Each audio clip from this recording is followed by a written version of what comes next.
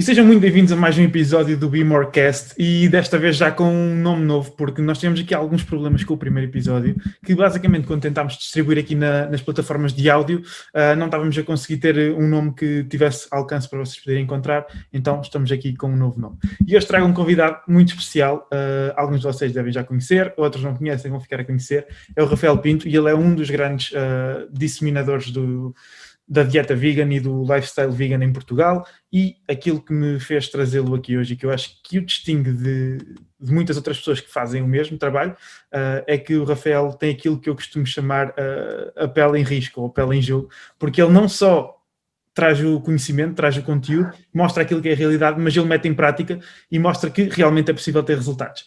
Então, acho que ninguém melhor do que ele próprio para se apresentar. Rafael, bem-vindo e diz-nos então quem é que tu és, o que é que fazes assim rapidamente. Estás à vontade. Muito obrigado pelo convite e parabéns pelo podcast. Vocês sabem que eu adoro estes projetos em Portugal e acho que faz imensa falta na área do fitness, na área da nutrição. Há muita desinformação e sempre que eu vejo pessoal a fazer um bom trabalho e a disseminar, tu disseste boa informação, dou grande valor.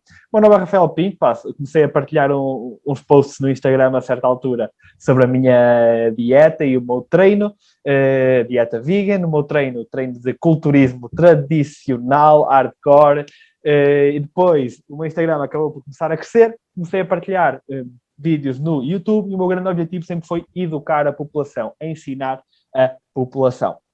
Eu sou o que se pode chamar um nerd da ciência do treino, da ciência da nutrição e de muitas outras áreas da ciência. Então, desde há 5 anos para cá, desde que comecei o canal, já fiz mais de 500 vídeos, a maioria deles com um guião científico, com análise de estudos científicos, com muitas referências, e recentemente lancei o livro Saúde e Fitness Vegan, com 1200 referências científicas, já vai na 3ª edição, foi lançado há uns 6 meses, e o meu foco é essencialmente no treino, mas na criação de conteúdo mais recentemente foco mais na nutrição para a performance, mas também nutrição para a saúde em geral, que eu acho que é a parte mais importante de todas, e um pouco nutrição para a saúde e sustentabilidade, que foi também a minha área da minha tese de mestrado. Eu não tenho nada, a minha área não tem nada a ver com nutrição, com fitness e com isto, eu sou de Direito. A minha tese de mestrado foi na área de Direito da União Europeia, mas focado na política agrícola comum, na produção de alimentos de forma sustentável, políticas de produção de alimentos de forma sustentável. No entanto, enquanto estava a tirar o curso de Direito, estudei tanto fitness e nutrição quanto Direito, e também tenho no site um e-book científico sobre a parte do treino de musculação em específico em si. Nunca estudei muito os outros treinos porque não era algo que me interessasse, mesmo para ser eu a aplicar. Ok, ou seja, a nível da vertente profissional, tu não estás ligado ao fitness, trabalhas apenas mais na parte de criação de conteúdo e tens mesmo alguns produtos que estão ligados com a vertente do fitness, treino e dieta. Ok, porreiro. Exatamente. Então, olha, assim a primeira grande pergunta, porque eu acho que é uma pergunta que parece ter uma resposta óbvia, mas é sempre bom saber qual é que é a tua definição. O que é que tu defines, ou quando alguém te pergunta assim, ok, tu és vegan, mas o que é isso? Como é que tu respondes? Então, o veganismo é uma filosofia de vida, não é apenas uma dieta, é uma filosofia de vida onde se procura minimizar ao máximo o sofrimento animal que a nossa vida, que causamos na nossa vida. Isso é a filosofia de vida. No que toca à dieta, é simplesmente uma dieta que exclui todos os produtos de origem animal. Todos. Carne, peixe, ovos, laticínios, tudo que seja de origem animal, a dieta exclui. No estilo de vida em geral, também não uso nada que seja feito de pele, por exemplo. Não uso cosméticos que tenham sido testados em animais. Há uma filosofia um bocadinho mais abrangente, mas aquilo de que eu falo nas redes sociais e na área onde tenho desenvolvido mais trabalho é na parte da alimentação. Pronto, é o core, é a parte mais importante e significativa disso tudo. Ok, ou seja, basicamente tudo o que advenha ou diretamente do animal ou da exploração de uma espécie animal está fora. Eu acho que aqui depois uma dúvida, pelo menos a mim sempre me surgiu, e eu acabei por nunca perceber se isto se encaixava ou não na vertente do veganismo, ou se já era tipo uma extrapolação, que é, houve uma altura que me disseram que os veganos não podem comer qualquer pão que advenha de fermentação, por causa da questão da utilização de leveduras ou outros micro-organismos. Eu não sei se isto faz sentido ou tu já te estás a rir. Não faz sentido. Já vai para além do... Não. Ok. Então não vai assim algo tão profundo. Não. Ok, muito bem. Olha, eu do meu lado, por acaso sou uma pessoa que já há cerca de 2 anos, provavelmente quase 2 anos, eu não pratico dieta vegan, nem lá perto, infelizmente, mas a parte ética e a causa dos animais é algo que me sensibiliza um bocado, não o suficiente para o fazer, porque se não fazia, não sou hipócrita, mas já há mais de 2 anos que eu tento ter uma regra, que é todos os dias eu tenho que ter pelo menos uma refeição que não tem qualquer introdução de alimentos de origem animal. E tenho conseguido ser bastante consistente nisso, e depois é também ir encontrando soluções, e eu acho que é isso, irmos tentando dar pequenos passos. Mas sem dúvida que a mim aquilo que sempre me motivam mais nesse sentido, tentar encontrar soluções, por exemplo, às vezes produtos que eu sei que já existe uma alternativa vegan, provavelmente eu vou optar por ela. Depois acabo por incluir a mesma a carne, o peixe, os ovos, mas tento sempre fazer aqui... Mas há mudanças muito simples que já fazem uma diferença muito grande, como deixar de beber leite para passar para o leite de soja, ou leite de amêndoa, ou leite de arroz, ou qualquer leite vegetal, já é uma grande mudança. Em vez de comprar um iogurte de origem animal, comprares um iogurte de origem vegetal, já é uma grande mudança. Em vez de comprares o hambúrguer de carne de origem animal, comprares o hambúrguer de carne vegetal, que ninguém vai notar a diferença, porque já são bastante avançados, são muito bem feitos hoje em dia, já são pequenos gestos que não fazem diferença nenhuma para nós, mas que ao nível do bem-estar animal e ao nível do ambiente já fazem uma grande diferença. Eu costumo dar o exemplo das salsichas. Eu acho que, sabendo que umas salsichas tradicionais são feitas, quase toda a gente quer optar para salsichas vegan. Não é por serem vegan, mas é mais pela forma como as salsichas tradicionais são feitas. Não sei, digo eu. Mas também não há grande diferença ali ao nível de sabor, por isso optem pelas vegan nesse caso. Ou seja, tentar não ser aqui extremista e se calhar a mensagem que tentas sempre transmitir não é que tem que mudar do preto para o branco de um dia para o outro, mas sim fazendo pequenas alterações. Para ti, quais é que são as grandes motivações? Provavelmente tu agora já estás mais a fundo na área, já tens bastantes, mas assim vai, inicialmente, quando tu te começaste a interessar, era também mais a causa animal ou mais a questão da saúde, ou o que é que te motivava mais nesse sentido? É assim, eu comecei a treinar e comecei a seguir um estilo de vida de culturismo, de atleta, quando tinha 16 anos. E na altura não conhecia ninguém que treinasse, eu vivo no campo, vivo em Celurico de Basto, numa aldeia de Celurico de Basto, ou seja, nem sequer tinha ginásio à volta, não conhecia ninguém que treinasse, mas eu queria mesmo aquilo, então comecei a comprar algum material de treino para casa, e comecei a ver tudo na internet, e a aprender tudo na internet, a aprender como comer na internet, a aprender como treinar, como fazer exercício, a técnica, tudo isso. Tudo que eu aprendi foi na net, na altura. E acabei por começar a seguir a tradicional dieta do culturismo, com uma grande quantidade de produtos de origem animal, não é? Eu comia meio quilo de carne por dia, mais iogurtes, mais batidos de whey, mais queijo, mais ovos, comia 2 ovos por dia, pelo menos, sempre. E estava a comer proteína a mais. Com certeza. Uma dose recomendada. Era aquele quanto mais melhor. Dose recomendada. É mesmo isso. A minha mentalidade na altura era quanto mais proteína, melhor. E imagina, eu quando comecei a treinar tinha 60 quilos e devia estar a comer perto de 200 gramas de proteína por dia. Era uma coisa absolutamente absurda. No entanto, nessa altura também eliminei da minha dieta tudo que eram fritos, tudo que eram doce. Eliminei mesmo a 100%, ou seja, deixei de lhes tocar. E mesmo e alimentos processados, no geral, também deixei de lhes tocar. E eu segui isto durante 3 anos, até ter 19 anos, já na universidade, já estava a viver no Porto, e um dia estava a fazer uma pesquisa no YouTube, a ver vídeos de nutrição, e foi-me recomendada uma palestra do médico Michael Greger, do site nutritionfacts.org, que é o melhor site de nutrição do mundo, de longe. E nessa palestra, que é uma palestra bastante científica, e que ele mostra os estudos todos, ele diz e comprova, que uma dieta integral de base vegetal, que é uma dieta que exclui os produtos processados, mas também os de origem animal, é capaz de prevenir e até reverter muitas das doenças que mais afetam a nossa sociedade. Estamos lá de doenças cardiovasculares, diabetes, certos tipos de cancro, tudo isso. E até aqui tudo bem, mas o que eu ainda não tinha apercebido, e que eu também disse lá, é que os produtos de origem animal, um grande consumo de produtos de origem animal, pode ser causa destas doenças. E pela primeira vez na minha vida, eu foi como se tivesse levado uma chapada na cara. Pela primeira vez na minha vida eu fiquei, espera lá, os produtos de origem animal, afinal podem causar estas doenças assim em grandes quantidades. É que eu estou a comer em muito grandes quantidades, acima de qualquer recomendação. Então, espera lá, estou aqui a achar que a minha dieta é tão saudável e que eu sou tão saudável, porque não como fritos, não como processados, não como doce, como fruta e vegetais todos os dias, bastante. Uhum. Mas afinal, se calhar a minha dieta não é assim tão saudável quanto isso.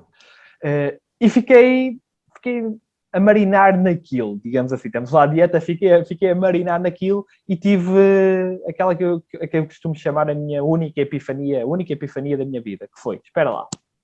Então, se nós não temos necessidade física e biológica de comer produtos de origem animal, se podemos viver sem eles e ser saudáveis, se os consumir, principalmente em grandes quantidades, até causa problemas, então porquê que estamos a matar todos esses animais e a causar um impacto tão grande ao nível ambiental? Porque eu sempre me considerei ambientalista, sempre me considerei animalista. Na altura já tinha bastante conhecimento da parte do impacto ambiental da agropecuária e da produção de carne, e entrei em conflito comigo mesmo, na chamada dissonância cognitiva, que é quando tu tens um valor, mas tens uma ação oposta a esse valor. Uhum. Eu, sem nunca ter pensado nisso, eu vou ter que virar vegan. Eu não conhecia ninguém vegetariano sequer, nem conhecia ninguém vegan também ainda. Nessa altura. E foi, espera lá, não me digas que eu agora vou ter que virar vegan. Na refeição a seguir ainda continuei com a minha dieta normal, comi, soube muito mal, tanto ao nível físico como ao nível psicológico. No dia a seguir também comi carne ou peixe, e também soube mal. E 2 dias depois fiz o meu primeiro dia em que já tinha removido a carne toda da minha dieta, só comi ovos nesse dia, acho eu. E a partir daí nunca mais comi nada de origem animal, tirando passado 4 ou 5 dias, porque eu na altura ia ter o dia da defesa nacional. Ia ter o dia da defesa nacional e eu disse a mim mesmo, ok, não vou comer carne até lá vai ser o último dia na minha vida em que eu vou comer produtos de origem animal. Porquê? Porque não quero chegar lá e dizer, olha, podem fazer uma refeição diferente, ou seja, tinha medo e aquela vergonha da pressão social e das bocas e isso tudo, e pronto, e vai ser naquele dia. Chegamos lá, a primeira coisa que eles nos perguntaram quando entramos na sala para as palestras foi, há aqui algum vegetariano para nós podermos fazer um prato diferente? O pessoal mandou as suas bocas do costume e eu fiquei calado, nem disse nada. Eu não tinha coragem de dizer nada em relação a isso. Depois chegamos à cantina e era a típica comida de quartel, que eu acho que eles abusaram mesmo para tornar aquilo mesmo nojento para o pessoal que ia lá naquele dia, para mostrar que são para dar o showzinho. Porque nem os militares comeram naquele dia. E era uma coisa que eu nunca gostei, que era carne cozida. Nunca gostei. Cozida simples, estás a ver? Só em água. Nem sequer era estofada, era cozida. E era uma mistura de carne de porco e carne de vaca cozida, só em água. Se eu já antes daquela altura ia ter dificuldade em comer aquilo, porque foi uma coisa que eu nunca consegui, nunca podia, nem com o cheiro da carne só cozida, nunca gostei. Meti 2 pedaços à boca e fiquei completamente enojado. E aquilo confirmou, não, eu vou ter mesmo que deixar de comer carne e todos os produtos de origem animal, e pronto, assim foi. Em menos de uma semana depois de ter dado aquele clique, tornei-me 100% vegan e já passaram agora 5 anos e meio. E pronto, e depois foi a fase da transição. Foi uma transição super rápida e muito mais fácil do que aquilo que eu estava à espera. Aliás, para toda a gente que vai estar a ver este podcast, é mais fácil do que para a maioria da população. Porquê? Porque o pessoal do fitness já está habituado a ter um certo cuidado e controle da sua dieta. E foi isso que me ajudou. Eu já contava calorias e macronutrientes antes, e então basicamente só tive que atingir os meus valores matematicamente fazer com as outros alimentos. equivalências. Então foi ir buscar outros alimentos para atingir os meus valores. E foi super fácil. Não vou dizer que no início as refeições eram saborosas ou bonitas, ou seja o que for, porque não eram. Andava a comer quantidades gigantescas de feijão. Mas depois lá foi melhorando e aprendi a cozinhar, descobri novos alimentos que fiquei chocado porque é que ainda não estava a comer antes de ser vegan, como por exemplo, soja texturizada, 50 gramas de proteína em cada 100 É e absurdo. 300 calorias, tipo, estou a brincar, todos os bodybuilders deviam andar a comer isto. Seita, 25 gramas de proteína em cada 100, mas só tem 120 calorias, então isto é 100% de proteína, porquê que eu não andava a comer mais seitã e mesmo tofu?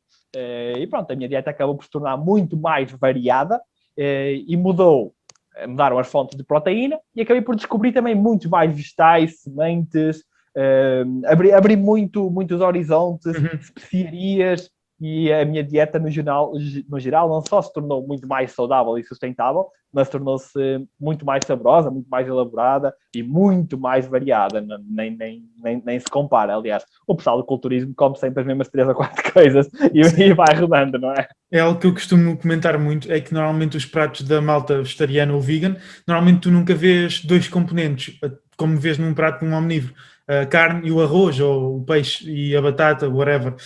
Nos vossos pratos vê-se sempre muito, tipo uma leguminosa, uma proteína mais vegetal, tipo o tofu ou o seitã ou whatever, depois um salteado com montes de legumes, depois um molho qualquer assim que eu nem consigo identificar, e os pratos são assim muito mais vistosos.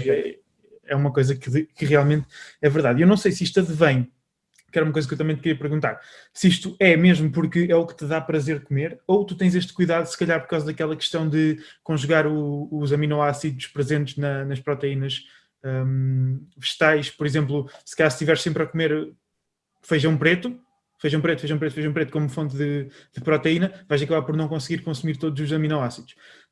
Tu tens este cuidado de forma exímia, tipo, ok, eu tenho que conjugar este alimento com este alimento para garantir que tenho todos os aminoácidos presentes em todas as refeições, ou simplesmente garantes que vais variando as tuas fontes e acreditas que isso ao final do dia vai acabar por se completar e ser suficiente? Já podemos falar dos aminoácidos, mas essa variedade não é só a forma como eu gosto de comer e é a forma como é mais saudável ao nível de saúde. Não é pela questão dos aminoácidos, a variedade.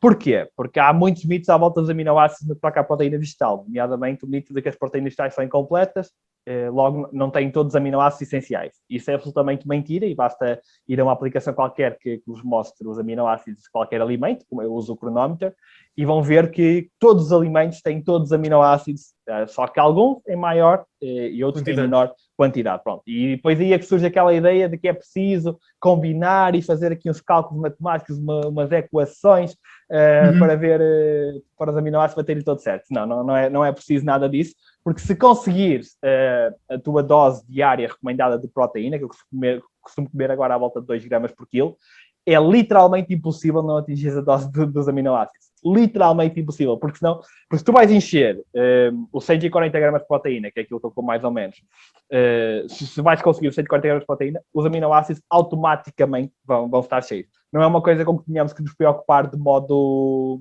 consciente, digamos assim, acontece de modo natural. Para além disso, o nosso corpo tem uma piscina de aminoácidos, uma reserva, e faz todas as combinações necessárias sempre que é preciso, por isso também não tem que se preocupar muito aí.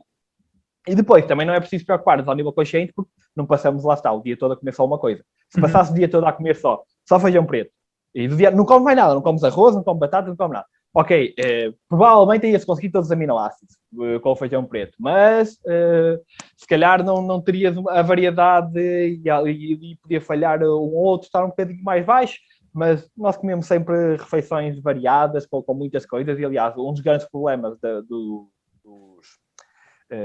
indicadores da qualidade da proteína, como o PCDAAS e o DIAAS, é mesmo esse, é que analisa as proteínas de forma isolada, e nós não comemos proteínas de forma isolada.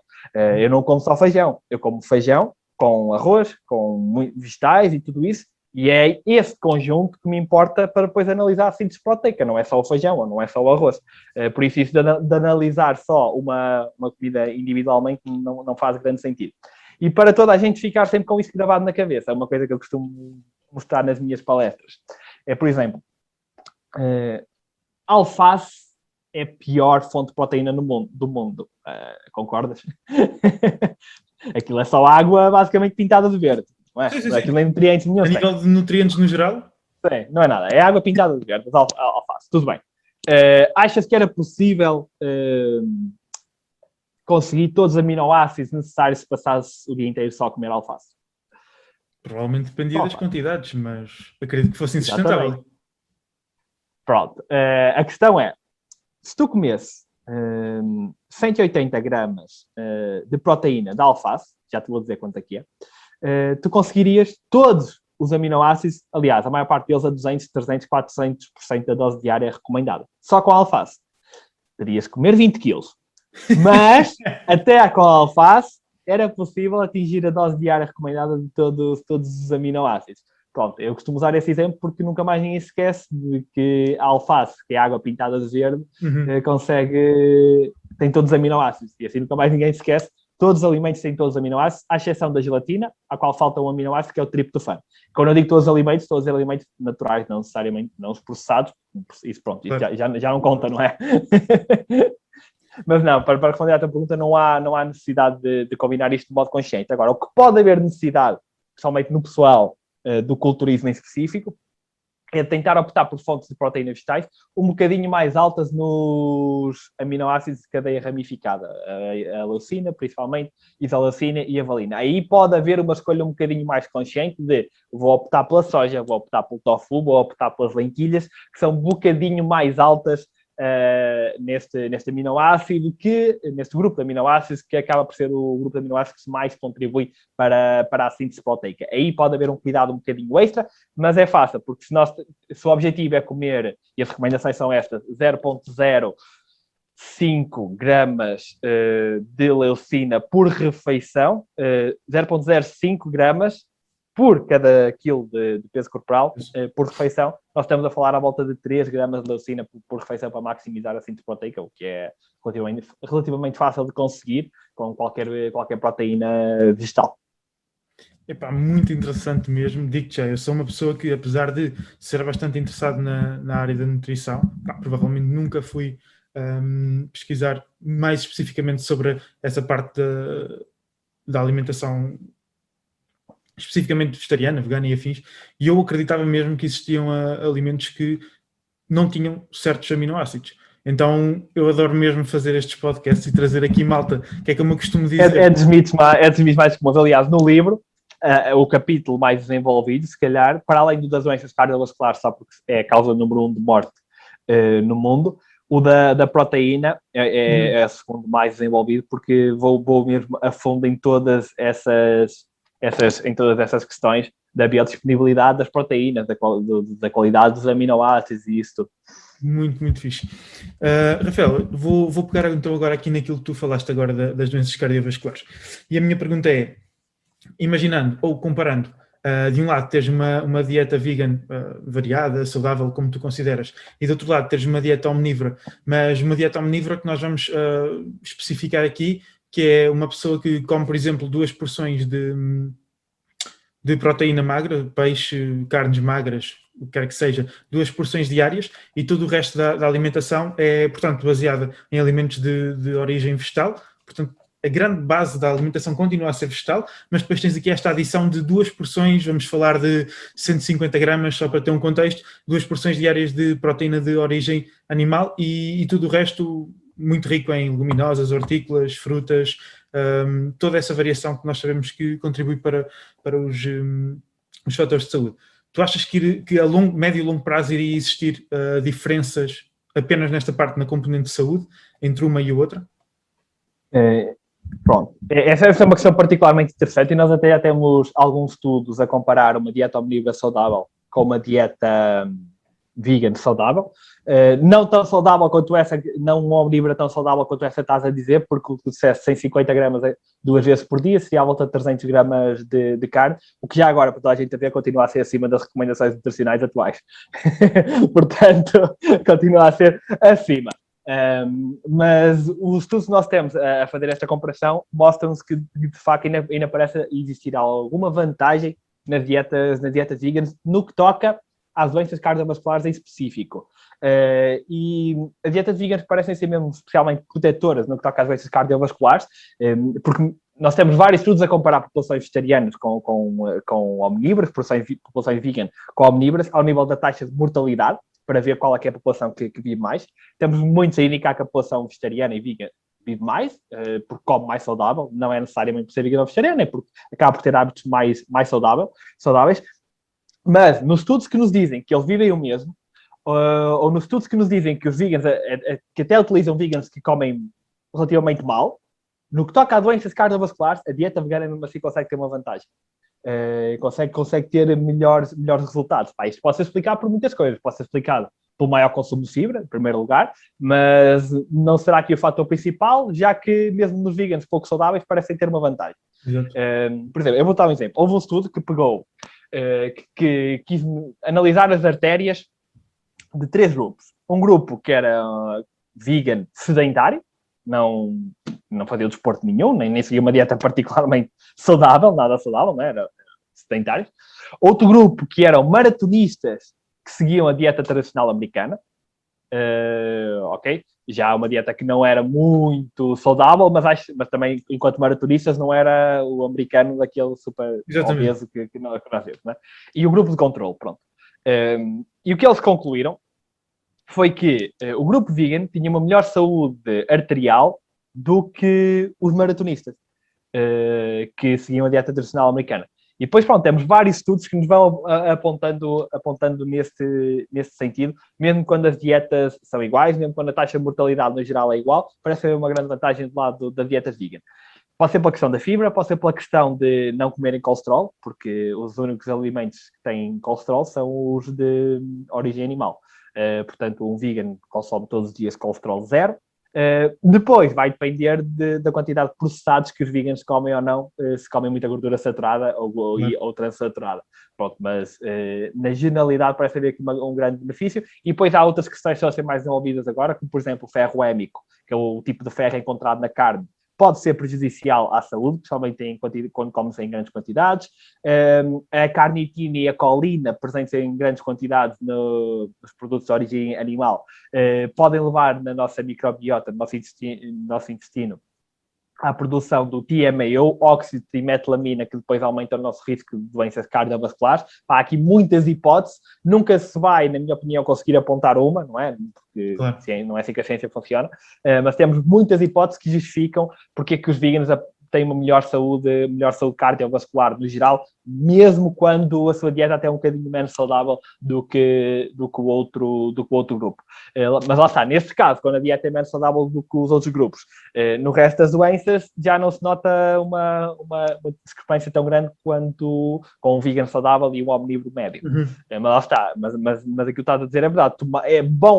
Bem estaria o nosso Sistema Nacional de Saúde e bem estaríamos todos ao nível de saúde e longevidade, se a única coisa que as pessoas comessem fosse relativamente má, seria 150 gramas de carne magra por refeição. Eu diria que isso aí, por exemplo, são alimentos de luz amarela. Se quiseres utilizar um semáforo, um código de semáforos para dizer o vermelho é aqueles que nunca deves comer, o amarelo é aqueles que podes comer em pequenas quantidades de vez em quando, e os verdes é aqueles que deves comer e abusar, eu poria isso no amarelo. Tu podes comer de vez em quando e em quantidades razoáveis no contexto de uma dieta saudável. Qual é que é o grande problema? Este aqui não é só um problema relacionado com dietas vegan, é com dietas em geral. E por isso é que eu odeio quando as pessoas dizem tudo em moderação. E o problema é que hoje isto em moderação, amanhã é aquilo em moderação, depois de amanhã é aquilo em moderação, e acabas por estar sempre a comer coisas que não são saudáveis. Por exemplo, eu acho que se devia começar a encarar, principalmente coisas como carnes vermelhas, como algo de quanto muito uma cheat meal por mês. Estás a ver? Conforme se encara uma cheat meal qualquer, pizzas ou francesinhas, seja o que for, já começar a enquadrar as produções de animal também aí, como algo mais virado para uma cheat meal, algo que comes ao fim de semana, uma vez por semana, ou assim qualquer coisa, ao invés de ser algo que faz parte do nosso dia-a-dia. Claro, pronto, estamos a falar de alguns tipos de peixe, estamos a falar de carnes magras, não há razão nenhuma para o nível da saúde tu não poderes comer 50 ou 100 gramas por dia se o resto da tua dieta for saudável. Tudo bem. É a mesma questão com os ovos. Muita gente me pergunta em relação aos ovos. Eu falo de modo aprofundado científico no livro sobre os ovos. Os ovos aumentam o colesterol? Aumentam o colesterol. Mas eu posso comer um ovo por dia? Se for a tua única fonte de colesterol na dieta, podes comer um ovo por dia, porque vais estar a comer 200 miligramas de colesterol por dia, que é abaixo do limite máximo diário de 300 miligramas. Ou seja, é preciso ter aqui o peso e medida. Agora, se tu vais estar a comer um ovo por dia, mais 300 a 400 gramas de carne, se calhar o teu consumo de colesterol, em vez de estar nos 200 miligramas, vai disparar para os 1000. Então, se calhar aí já deverias de ter mais cuidado, não é? Agora, se continuares a ficar abaixo das recomendações, abaixo das recomendações máximas, neste caso, poderia ser pior. O ideal é 0. E aliás, o Institute of Medicine diz mesmo isso. A recomendação ideal de colesterol para consumo diário é 0. Mas porque tinhas que ser vegan para conseguir isto, não diz isso com estas palavras, mas é o que eles querem dizer, nós estabelecemos um limite máximo de 300 miligramas por dia, que é mais ou menos os 2 ovos ou 300 gramas de carne de frango, se calhar, ou 400, ou assim. Depois depende do tipo de carne, se tem pele, se não tem pele, se tem gordura, se não tem gordura, pronto, todas essas coisas. Não, mas pá, muito interessante. Basicamente o que eu tiro daqui é, em primeiro lugar, não ter esse fundamentalismo de vegan é obrigatoriamente melhor ou obrigatoriamente pior, porque lá está, é como tu referiste, e eu acho que é verdade. Eu conheço pessoas que... O rótulo não diz nada. O rótulo da dieta não me diz nada. Temos sempre a ver quais é que são os princípios pelos quais as pessoas seguem e a nível da seleção alimentar e afins. Eu acho que já deste aqui uma mini palestra mesmo muito fixe, ao nível do que é o impacto dos produtos animais na saúde, de forma direta ou indireta. Aqui quanto à parte mais de performance, estética e afins, existe muito aquela que se costuma dizer que é quem não come carne não puxa carroça, uma coisa do género. Eu pessoalmente nunca encontrei sentido nisso, porque não consigo ver como é que o consumo de proteína animal versus vegetal vai ter alguma influência na performance, mas lá está, eu também nunca me fui aprofundar muito nesse sentido. Existe alguma coisa que possa validar esta opção? Aproveita este momento para divulgar o nosso serviço de coaching desportivo online. Se pretendes elevar quer os teus resultados e conhecimentos ao próximo nível, estando disposto a fazer um compromisso sério contigo mesmo, por que não ser acompanhado de forma verdadeiramente personalizada por profissionais especializados? Junta-te à família Be More e prepara-te para uma jornada de muita otimização e aprendizagens.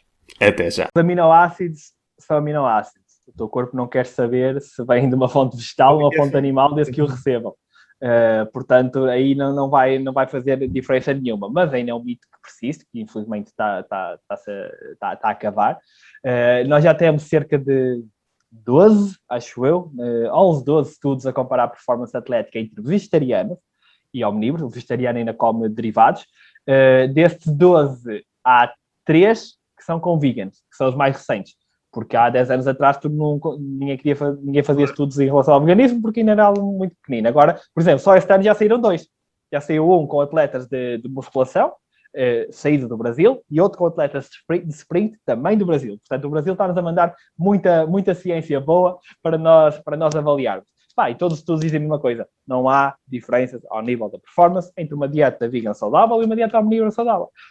É tão simples quanto isso. Há um ou outro que diz que ao nível, isto aqui é muito interessante por ligação ao que nós estávamos a falar, ao nível da performance cardiovascular, pode existir uma ligeira vantagem para a dieta vegan.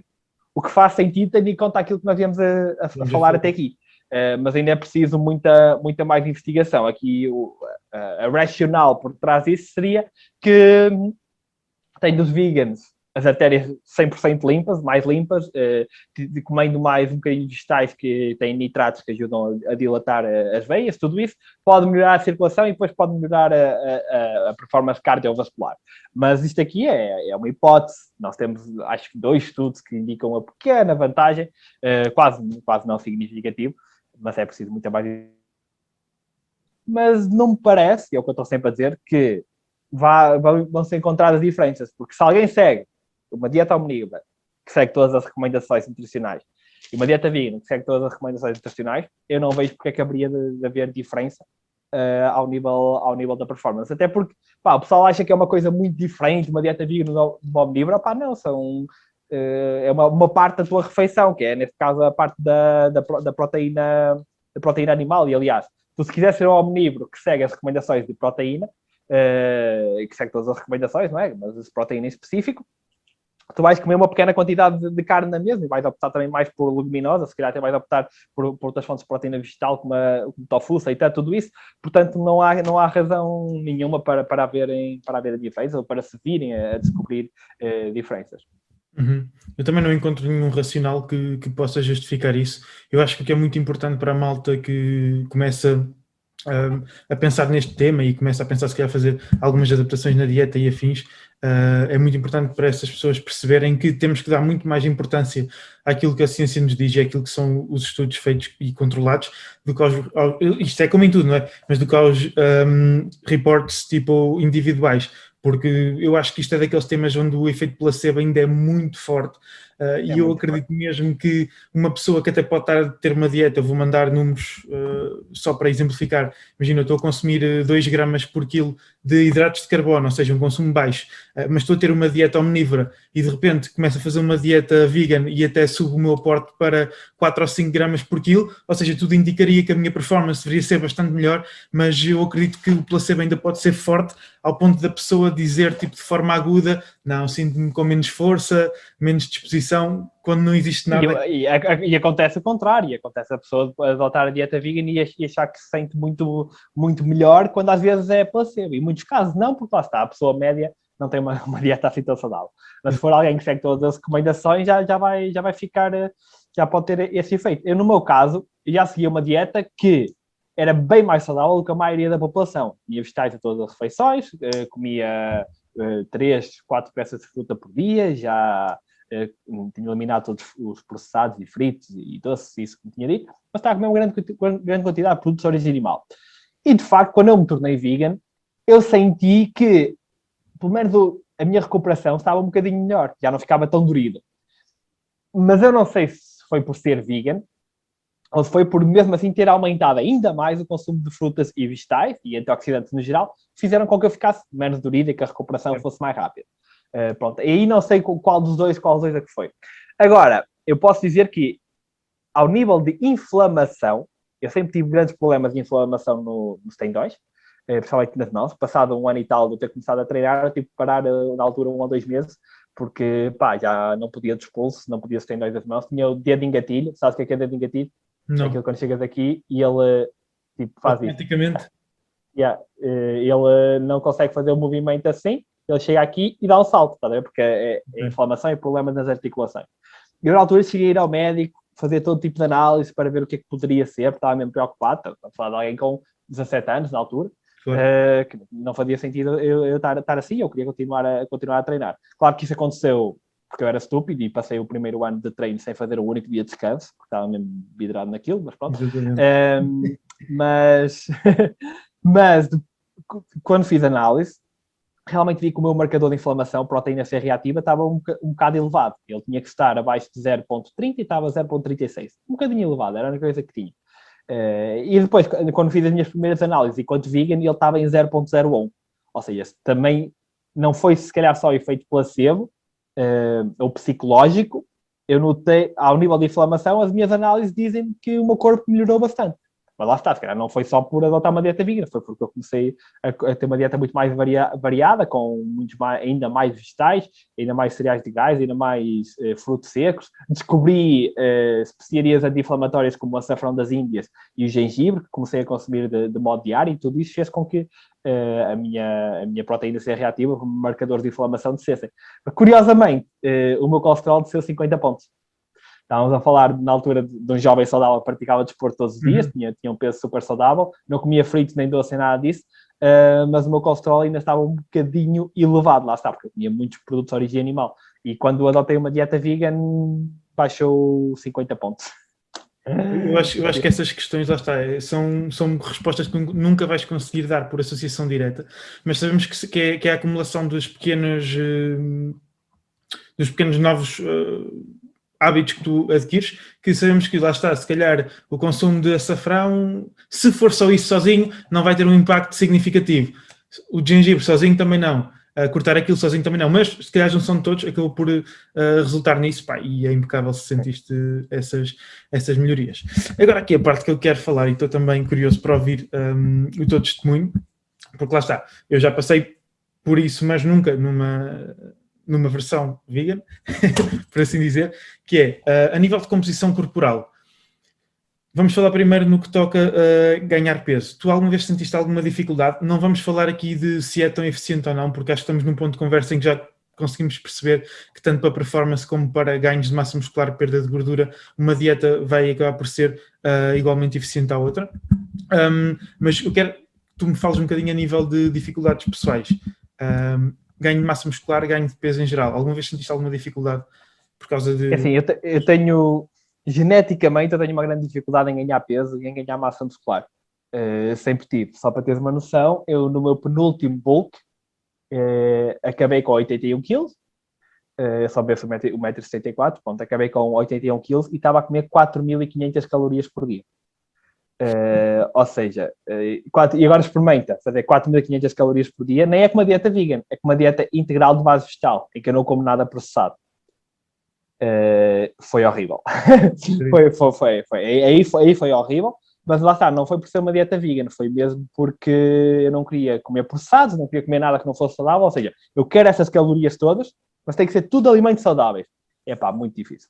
Muito difícil. Eu via-me à rasca para comer tudo, passava o dia na casa de banho, esquece, era muito horrível. Estava a comer, claro, estava a comer muita fibra, e eventualmente tive que começar a introduzir alguns alimentos relativamente processados. Estamos a falar tipo daqueles cereais de pequeno almoço do estilo All Brand, ou seja, fui os mais saudáveis dentro dos cereais de pequeno almoço, mas que se consigam E com mais fibra. Comer.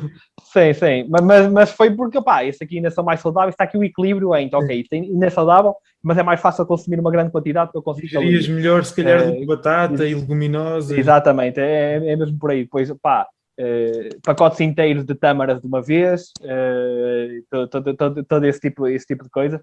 Lá está, depois vai depender de cada um. Eu devido que a maior parte das pessoas que está a ver isto algum dia vai ter que comer 4.500 calorias por dia para chegar aos 80 quilos. É que se estivéssemos a falar de 85, 90 quilos, não, para chegar aos 80 quilos. Duvido que a maioria das pessoas vai ter que o fazer. Mas esse foi o meu caso e de facto nessa altura era muito difícil, tive que reduzir o consumo de vegetais porque aquilo estava só a encher sem me dar calorias, reduzi bastante o consumo de vegetais, reduzi bastante o consumo de leguminosas porque enchei muito, então optava mais por outras fontes de proteína que me enchessem menos, como por exemplo o caso do tofu, mesmo o seitã, mesmo a soja. Havia vezes que cheguei a fazer a cozer mesmo, meio quilo de massa esparguete integral, pronto, mas de uma vez, tantas vezes que a minha refeição era só isso. E porquê que era só isso? Eu não me preocupava com mais nada. Porque cada 100 gramas de massa tem 12 gramas de proteína. Ou seja, se eu comesse meio quilo, já estávamos a falar ali de muita proteína de qualquer das formas, já nem me preocupava em adicionar mais nada, mas era mais fácil de comer. Fazia muitas vezes isso. Curiosamente, neste cut que fiz agora, fiz esse bulk na altura, depois fiz um cut e depois fiz outro bulk. Eu normalmente faço bulk durante 2 anos, eu sei que isso pode parecer bem estranho para o pessoal do culturismo, bulk durante 2 anos, cut durante 16 semanas. Bulk durante 2 anos, cut, porque eu perco peso muito facilmente e tenho uma grande dificuldade em ganhar peso. O meu peso máximo de bulk é à volta dos 81 kg, o peso de cut é à volta de 70, 71. E agora, neste bulk, eu acho que houve ali uma adaptação qualquer metabólica no meu corpo quando fiz o último cut. Eu já não precisei de ir às 4.500 calorias para conseguir chegar aos 81 kg outra vez. E eu acho que isso foi por causa de adaptações metabólicas, mas também por causa de memória muscular. Porquê? Porque é sempre mais fácil o teu corpo voltar para um peso onde já esteve do que ganhar esse peso de novo. Notei muito isso. E, por exemplo, nesse último bulk já não passei das 3.600 calorias por dia. Vai. Isso é uma diferença. 1.000 calorias a menos. A nível de atividade fora do treino. Para mim foi espetacular. A minha atividade é exatamente igual. A minha atividade é igual desde que eu tenho 16 anos. sem tirar nem pôr. Push pull legs, a rotina de treino, 3 dias de treino, um dia de descanso, tirando no primeiro ano em que não fiz nenhum dia de descanso, porque pronto. Mas estou a falar mesmo rotina fora do treino. Sim, a rotina fora do treino é sempre semelhante. Sim. Era vida de estudante, sempre, de qualquer modo. Eu, o ano passado, portanto, pré-pandemia, eu estava a trabalhar num ginásio presencial, e eu contabilizava os passos, eu inconscientemente dava 25 a 30 mil passos. Nessa altura eu estava também em bulk, eu estava a comer 5.500 calorias, mas eu estava a pesar 101 quilos. Portanto, Credo, sim, foi, sim, estás a ver a diferença, né? sim, sim, Eu posso dizer que num dia normal, esse telemóvel nem diz logo aqui no ecrã, eu hoje em dia, e durante estes últimos anos todos, um dia normal dou 800 mil passos. Contabilizados com o telemóvel, atenção, não é? Com o telemóvel. Porque pô, então, às vezes posso levantar e ir a algum claro, sítio e tal, claro, mas claro, claro, claro. é isso que eu faço, eu estou em frente ao computador, a minha única atividade diária é ir ao ginásio. Que estaciona à porta do ginásio, entra e depois sai. Tipo,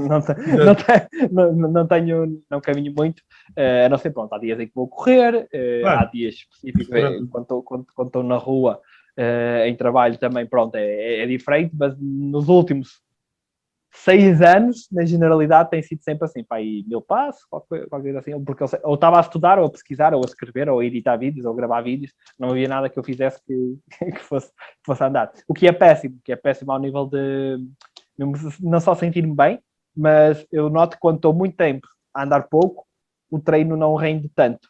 Principalmente o treino de perna, porque começa a ficar com umas dorzinhas no joelho aqui, umas dorzinhas na anca aqui. Pá, o nosso corpo gosta muito de andar, somos feitos para andar. Sim, já estás naquele extremo de inatividade, pronto, de atividade baixa. Sim. Mas eu normalmente nessas questões costumo sempre perguntar como é que era a rotina fora do treino. Atividade baixa, mas depois tenho treinos de 2 horas no ginásio por dia, por isso. Já entra aquela discussão que os teus treinos dão quase para colmatar aqui as tuas necessidades a nível de Sim. saúde Sem cardiovascular. problema. Base. Boa. Então, basicamente, depois, quando tu fazias a transição para corte, isso era quase tu voltares à tua rotina que tu sentias que era prazerosa. Ou seja, deixavas de estar ali para te dar comida, era basicamente reintroduzir legumes, comer quase de forma. Gosto muito mais do cut do que do bulk. Me sinto muito melhor num cut do que num bulk. Aliás, porque eu se comer de modo... Agora estou a comer assim, já há muito tempo estou a comer assim. Eu se comer de modo sem contar calorias, porque eu contei calorias e pesei comida durante 5 anos seguidos. Agora já não faço isso, porque já consigo olhar para um prato e ver quanto é que lá tem, tirar mais ou menos, porque já foram 5 anos mesmo. Cheguei a bater 400 dias seguidos nas apps, as apps normalmente têm quantos dias? Cheguei a bater 400 dias seguidos sem falhar um, tipo, na boa. Mas pronto, se eu comer de modo intuitivo, era essa a palavra que eu estava à procura, intuitivo, eu perco peso. Porque a minha intuição não é para comer tanto... Porque eu preciso comer mais do que aquilo que tenho vontade para conseguir manter ou ganhar peso. Por isso é que para mim sempre foi muito difícil ganhar peso e muito difícil ganhar massa muscular. Por outro lado, opá, consigo estar sempre definido e definir sempre muito bem quando quiser. São vantagens e desvantagens genéticas. Como em tudo. Olha, e fazendo então agora aqui um bocadinho a transição, porque acho que é também um tema que muita gente tem dúvidas do género, se eu agora quiser começar a fazer uma dieta vegetariana ou vegan, vou ter que obrigatoriamente começar a tomar XYZ suplementos. O que é que tens a dizer sobre isto? Que suplementos é que tu sentes que são mesmo obrigatórios ou pelo menos muito aconselháveis e quais é que o pessoal tem que ter se calhar em consideração caso não faça consumo de um ou outro alimento? Assim, eu diria que obrigatório só há um, que é a vitamina B12. A vitamina B12 não é produzida por animais nem por plantas, ela é produzida por bactérias. Tradicionalmente, nós conseguíamos a vitamina B12 quando bebíamos água de ribeiros, comíamos comida da natureza e tudo isso, porque as bactérias produziam essa B12. Hoje em dia não fazemos nada disso, e ainda bem, porque não apanhamos muitas doenças que poderíamos apanhar, mas também é eliminada a vitamina B12. A principal fonte de vitamina B12 da maioria da população é a carne, os produtos de origem animal, o peixe, porque anda no mar e tem, pronto, e os animais terrestres, ou porque comeram vitamina B12 através da ração, que foi adicionada a vitamina B12 à ração deles, ou porque lhes foi injetada no modo de suplemento, porque eles também não a produzem, eles têm que ir buscar a um lado, e por isso é que conseguem ter alguma quantidade. Mesmo assim, é uma deficiência bastante comum em toda a população, é recomendado toda a gente acima de 50 anos suplemento com a vitamina B12, sejam vegans ou não, toda a gente com problemas de estômago suplemento com a vitamina B12, sejam vegans ou não, porque é uma vitamina com uma absorção muito difícil. Os vegans, como já excluem a parte dos produtos de origem animal, mesmo consumindo alimentos fortificados com vitamina B12, estamos a falar dos leites vegetais que são quase todos fortificados, estamos a falar de levedura nutricional, até bebida Monster tem vitamina B12 adicionada. Há muita coisa que tem vitamina B12 adicionada. Mas a fonte mais certa e segura para conseguir uma boa quantidade seria assim, uma suplementação que é super barata, a suplementação de vitamina B12. Depois, isto aqui já vai depender muito, tal como uma dieta omnívora, da dieta de cada um, das escolhas de cada um. Pode ser que seja preciso um ômega 3, pode ser que seja preciso vitamina D, se a pessoa apanhar sol ou não, e se tiver bons níveis ou não, e pode ser que seja preciso iodo. Mas lá está, tipo, nenhum desses é um problema só da população vegan, é um problema da população em geral, até porque a vitamina, estas são das deficiências mais comuns na generalidade da população. Ok. Então, basicamente, dirias que, assim, à partida, tomar vitamina B12 seria quase obrigatório e depois, provavelmente, uma pessoa que consiga fazer escolhas variadas e conscientes, o chamado saudável, mesmo dentro de escolhas 100% vegan, seria possível colmatar as necessidades nutricionais. Sim, à partida sim, vai ter aqui algumas variações genéticas ou não. Por exemplo, eu fiz um teste genético para ver o meu risco de doenças e todas essas coisas, e tinha lá muitos traços pessoais, e dizia-me, por exemplo, que eu tenho uma grande dificuldade em converter o ômega 3 ALA, que é o tipo de ômega 3 encontrado nas plantas, para o EPA e DHA.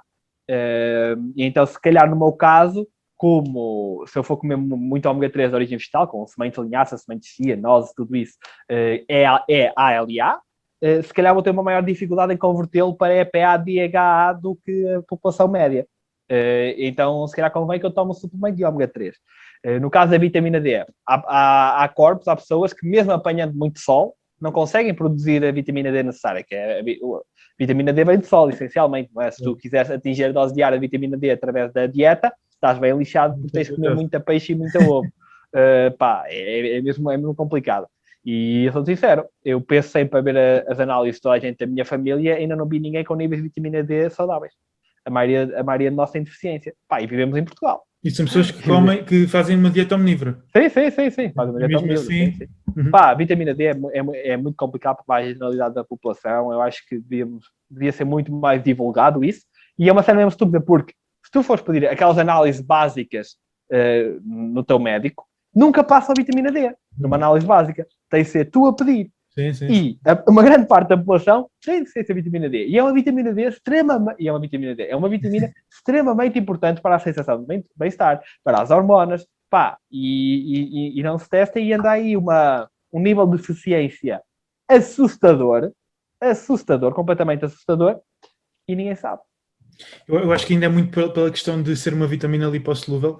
Pelo menos as únicas duas discussões, entre aspas, que eu tive com profissionais, uma nutricionista e um médico, e quando eu questionei isso, eles disseram, eu disse que suplementava vitamina D3, na altura eu acho que eram 2.500 unidades internacionais, e eles disseram-me que eu sou maluco porque posso entrar em hipervitaminose, acho que é esta a palavra, e porque é uma vitamina lipossolúvel, então nunca na vida eu deveria suplementar, a não ser que vivesse nos países lá onde o sol não brilha, não é? Então eu acho que mesmo profissionais da área, qualificados especificamente, e que mas isso é absolutamente desinformação, então, Obviamente. Se tu fazes análise, os teus níveis estão dentro do saudável, estás a suplementar, estão dentro do saudável, tudo bem. Agora, é verdade, e eu digo isso no livro, e é isto que a ciência diz, ninguém deve suplementar acima de 4.000 unidades internacionais por dia, sem supervisão médica. Porque os níveis altos de vitamina D são tóxicos, ou os níveis demasiado altos de vitamina D também são tóxicos. Pronto. Agora, nós não temos esse problema, estamos longe de ter esse problema ao nível macro na população toda. Nós precisamos é que toda a gente comece a testar a sua vitamina D, e depois, se vir que tem deficiência, começa a suplementar e vai testando. Até eu, que seguia uma dieta, já enquanto vegan, não suplementava na altura, seguia uma dieta tão saudável, um estilo de vida tão saudável, tinha deficiência de vitamina D, portanto, a maioria da população também tem. E aqui em casa também, aqui nós também comemos super saudável, sempre comemos, ainda temos muito as raízes de uma dieta mediterrânica a sério, não daquela que se usa agora, porque vivemos no campo, plantamos muitos dos nossos próprios vegetais, alimentos, tudo isso. Toda a gente tem deficiência. Portanto... Eu também acredito que sim. Olha, eu acho que nós já comemos aqui muitos tópicos. Eu acho que está mesmo este podcast está incrível. Portanto, só tenho a agradecer. E eu agora queria só fazer duas perguntas rápidas para terminarmos. A primeira é, isto aqui acho que é em tom de curiosidade minha, mas também de todas as pessoas que estão aqui a ouvir isto. Portanto, numa perspectiva overall, portanto, como um todo, e imaginando que tu tinhas continuado a estudar, tinhas continuado a treinar como treinas, mas tinhas continuado numa alimentação omnívora. Tu sentes que, neste momento, chegando à idade onde estás e tendo feito o mesmo percurso, simplesmente a única mudança tinha sido a questão aqui da seleção de alimentos, sentes que, a nível de estética, não vou referir a questão da saúde, ok? Porque aí já sei qual é a resposta. Mas a nível de estética, tu sentes que podias estar, nem que fosse uma ligeira porcentagem melhor do que estás hoje, a nível de composição corporal? Não, de todo. Não. E ao nível da saúde, tu disseste, acho que sabes a resposta, mas eu digo, enquanto jovem, acho que a minha saúde ia estar exatamente igual. Se me dissesse, se eu continuasse a seguir aquele estilo de vida até aos 50, 60 anos, ia comer conforme comia até aos... Aí, se calhar, a minha saúde já não era nada igual. Mas, opá, o pessoal jovem aguenta isso tudo, não é? Bom. E agora aqui a última pergunta, que era, se tu neste momento tivesses a oportunidade para fazer tipo um TED Talk, uma coisa assim que tu sabias que ia ser vista por milhões de pessoas, e tinhas 2 minutos para passar 1, 2 ideias, tens assim na tua cabeça o que é que tu gostavas de passar? Relacionado com isto, certo? Relacionado com o veganismo, portanto, não sei, tentares incentivar as pessoas a fazer escolhas mais conscientes, transmitir uma mensagem que te faça sentido. Ok. Eu se calhar vou para a questão da sustentabilidade ambiental, porque acho que é que consegue mais common ground, consegue juntar mais pessoas, porque é tão simples quanto isto. Comer carne nas quantidades que estamos a comer é absolutamente insustentável. A agropecuária, só a produção de carne, é capaz de nos fazer não atingir os objetivos do Acordo de Paris e é capaz de ser responsável, quase sozinha, pelo desastre climático que aí vem. Tendo em conta isso, nós sabemos que a população em países como Portugal tem que reduzir o consumo de carne à volta de 80% a 90%. Tem. Não é deve, não é quando quiserem, tem que reduzir. E se querem que exista um planeta habitável daqui a 50, 100 anos, esta é a coisa mais importante que cada um de nós pode fazer. Porque tu não controlas o teu método de transporte, não tens controle se é um transporte coletivo ou não, se polui mais ou não, nem sempre tens esse controle, não podes comprar um carro elétrico ou não, porque é muito caro, ou porque não tens disponibilidade, seja o que for. Tu não controlas de onde vem a tua energia. Tudo isto são coisas que são fora do teu controle, mas também calha bem, porque são muito menos importantes do que a parte da alimentação de cada um de nós, que é, segundo os estudos nos indicam, e há estudos sobre isto, é a maioria da pegada ecológica dos portugueses e da maioria da população ao nível mundial, nos países ocidentais, digamos assim. É com a alimentação, especialmente com a produção de carne. É uma indústria absolutamente insustentável, está a destruir o planeta para nós, está a destruir o planeta para as próximas gerações, e nós estamos a continuar a compactuar com isso cada vez que vamos ao supermercado e compramos carne, ou em vez de comprarmos tofu, soja, seja o que for. E lá está, é a escolha mais fácil que podemos fazer, porque basta ir ao supermercado e fazeres uma escolha em vez de outra. Enquanto que nas outras questões todas é preciso que uns avanços tecnológicos enormes, um investimento enorme, e estão fora do teu controle. Nesta questão, não. Nesta questão, a culpa é tua. A responsabilização é tua. É tão simples quanto isso. Cada um de nós tem que fazer o melhor. Nunca vai ser perfeito, nunca ninguém vai ser perfeito. Pá, tudo bem, isso é óbvio. Mas temos que fazer aquilo que conseguimos. Ir até onde conseguimos. Isso, nesse caso, é uma coisa tão fácil como ir ao supermercado, em vez de pegar nisto, pá, mais simples do que isso não podia ser. Uma solução mais simples do que esta, não há. Não há. É literalmente pegar numa coisa ao invés de outra. Às vezes está ao lado. Uhum. Não há... Pode custar mais 10 cêntimos, pode custar menos 20 cêntimos, ok. Mas é simples. Ok, pá, impecável. E eu acho que portanto, este podcast foi mais focado na questão da saúde, composição corporal e afins, mas acredito que tu, tanto no teu Instagram como no teu YouTube, tenhas também muito conteúdo mais virado para esta parte ambiental. Portanto, aproveita para deixar aí onde é que o pessoal... Está tudo ligado. Repara, eu uso um estudo muitas vezes como exemplo, que é, o estudo diz-nos, qual é que é a melhor fonte de ômega 3? A melhor fonte de ômega 3 é o peixe. Tem o ALA, tem o EPA, tem o DHA, pronto. O peixe também não produz ômega 3, ele vai buscar lá as algas, ok? Mas pronto, mas é a fonte onde a maioria das pessoas vai buscar. E eles fizeram um estudo a ver, ok, se toda a população do mundo for buscar a dose diária recomendada de ômega 3 ao peixe, o que é que acontece? Não há peixe. não há peixe para isso. E nós temos que começar a tomar decisões, mesmo as decisões nutricionais, as recomendações nutricionais, baseadas nisto. Porque se toda a gente... Então, temos essa dose diária recomendada. Vamos recomendar que todos consumam esse alimento. E esse alimento, em 2 anos, acaba. Claro, faz todo o sentido.